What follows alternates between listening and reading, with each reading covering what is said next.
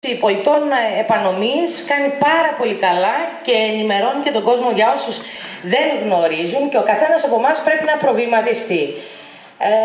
Ένα έργο το οποίο, αν είχε όλες τις περιβαλλοντικές μελέτες, τους όρους που έπρεπε να υπάρχει, δεν θα υπήρχε κάποιος που θα έλεγε όχι, όντως πραγματικά υπάρχουν άνθρωποι, η περιφέρεια ή οποιοσδήποτε ενδιαφέρεται για το συγκεκριμένο έργο και θέλει να βοηθήσει όχι απλά στη διάσωση του υδροβιότοπου, αλλά και σε έναν υδροβιότοπο ο οποίος θα έχει μία συνεχή ροή πουλιών που πάνε και έρχονται, είναι αυτό που είπε και ο Κώστας ο Λυκεσάς, κάτοικοι και περαστικοί, και θα έχει και ανάπτυξη και θα έχει και προσέλκυση τουριστών, βέβαια σε ένα άλλο περιβάλλον που δεν θα περνάνε από μέσα τα αυτοκίνητα, που δεν θα πατιούνται τα σκουπίδια ακόμη και με φορτηγά του Δήμου.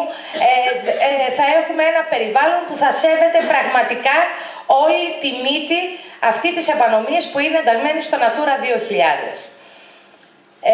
Ως πολιτικό κόμμα κάναμε μια συνάντηση με την Κίνηση Πολιτών Επανομής για την πληρέστερη ενημέρωση και κατόπιν πήγαμε στον Δήμαρχο, κάναμε ένα ραντεβού για να μας ενημερώσει και αυτός από τη μεριά του για τις απόψεις του Δήμου.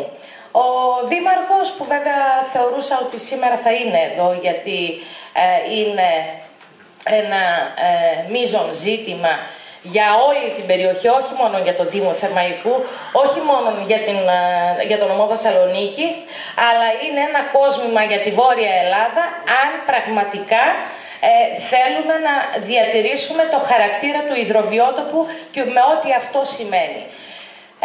Ο Δήμαρχος μας είπε ότι δεν είχε καμία ενημέρωση σε επίπεδο θεσμικό, που αυτό βεβαίως αφήνει και ερωτηματικά για την προηγούμενη διοίκηση της αντιπεριφέρειας και ότι ο καθένας μπορεί να εκλάβει από αυτό. Ζητήσαμε να μας ενημερώσει παραπάνω τι ακριβώς θα κάνει. Είχαμε μία κουβέντα, θα πω για εκείνη την κουβέντα ότι ήταν σε ένα θετικό κλίμα,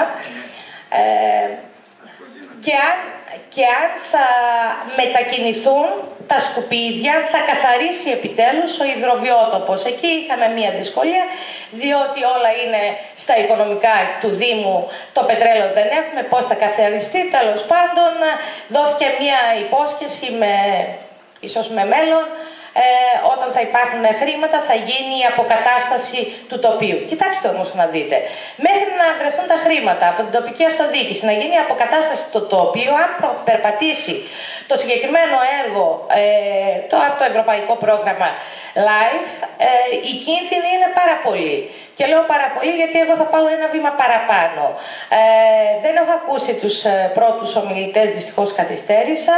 Άκουσα όλη την τοποθέτηση του Κώστα του Λυκεσά που ήταν πληρέστατη, κατά την άποψή μου, με καλύπτει, και πάω λέω ένα βήμα παραπάνω.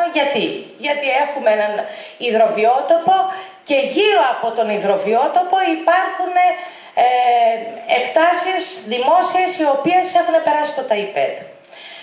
Και επειδή οι καιροί είναι πολύ δύσκολοι, αλλά ταυτοχρόνως είναι και πολύ πονηροί, πόσα στρέμματα είναι το κάμπινγκ? 600? Μάλιστα. Στην ευρύτερη περιοχή του δικού μας του Δήμου, εκεί κοντά στο παραλιακό μέτωπο, πόσα είναι αυτά που θα μπουν που μπαίνουν στο ΤΑΙΠΕΔ? 3.200 αν δεν κάνω λάθος. Έχουμε τώρα 5.000 στρέμματα, τα οποία είναι ζώνη υψηλής προστασίας.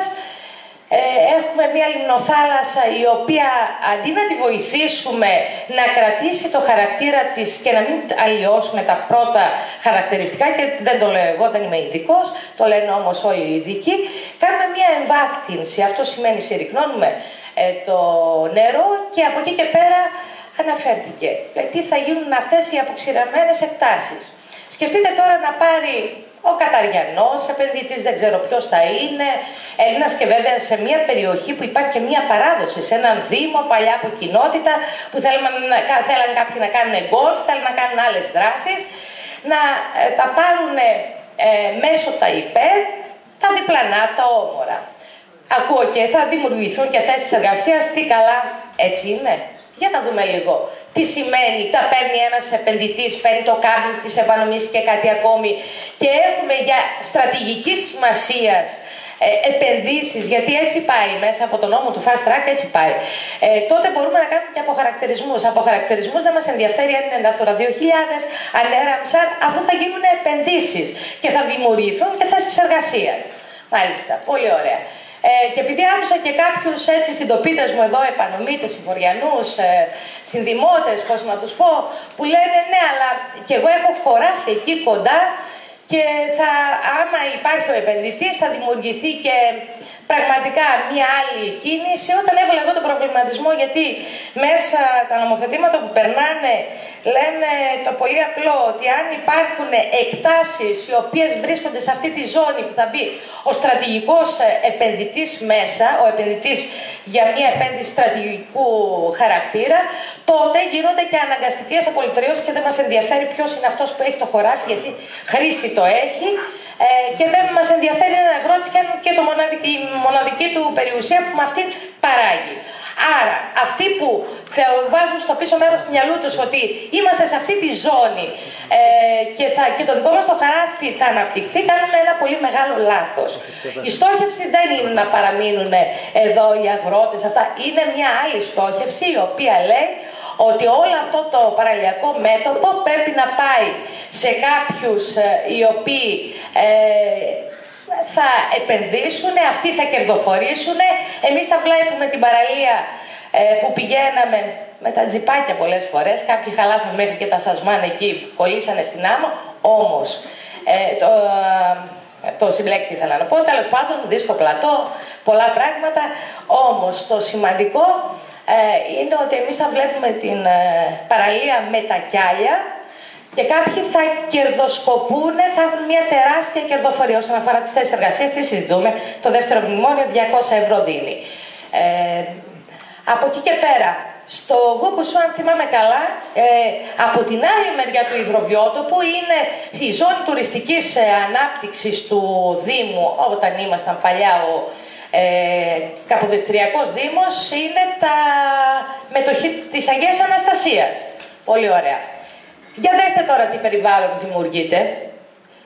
Και αν όλοι εμείς συμφωνήσουμε ότι θα επιτρέψουμε σε κάποιους επίδοξους να το εκχωρήσουν, είτε είναι οι συντοπίτες μας είτε δεν είναι, είτε θα τα αρπάξουν είτε δεν θα τα αρπάξουν, νομίζω ότι οφείλουμε για τα παιδιά μας να διεκδικήσουμε το αυτονόητο. Και νομίζω ότι θα πρέπει να διεκδικήσουμε και να γίνει ειδικό δημοτικό συμβούλιο πρωτίστως από τη Δημοτική Αρχή, ώστε να συζητηθεί το θέμα, να ενημερωθούν όλοι οι δημοτικοί σύμβουλοι, για να μην λένε κάποιοι ότι δεν το γνωρίζουμε το ζήτημα, από εκεί και πέρα στο περιφερειακό, και να θέσουμε, να βάλουμε πλώρη, το βάζουμε πλώρη, δεν μιλάω ως πολιτικός, ως πολίτης αυτού του τόπου μιλάω, για να δούμε τι κινητοποίησεις και γιατί εγώ συμφωνώ με αυτό το ψήφισμα, τι κινήσεις θα μπορούσε να κάνει, όχι κίνηση πολιτών επανομής στενά, όλοι όσοι είτε είναι συνδημότες μας είτε δεν είναι, μπορούν να αντιληφθούν αυτό το πλούτο που έχουμε εμείς εδώ και να μπορέσουμε να το διατηρήσουμε. Συγγνώμη αν σας κούρασα, πάντως ο καθένας από εμάς παίρνει και μια ευθύνη φεύγοντας, αφού έχει γίνει αυτή η ενημέρωση. Σας ευχαριστώ.